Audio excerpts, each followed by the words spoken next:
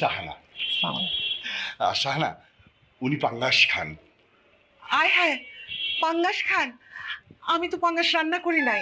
না না ভাবি, আমি পাঙ্গাস খাই না, আমার নামই হচ্ছে পাঙ্গাস খান।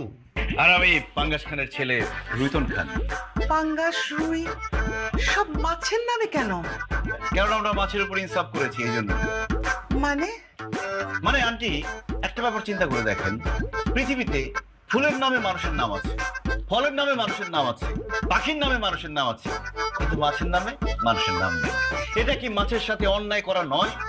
এই জন্য আমার দাদা কাতলা খান চিন্তা করেছিল যে তার বংশের সবার নাম রাখবে মাছের নামে।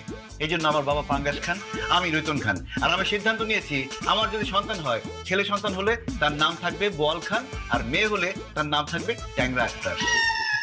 বাবা, মাছ নিয়ে তোমাদের এত চিন্তা? চিন্তা তো থাকবে আন্টি, আমরা মাছের মানুষ।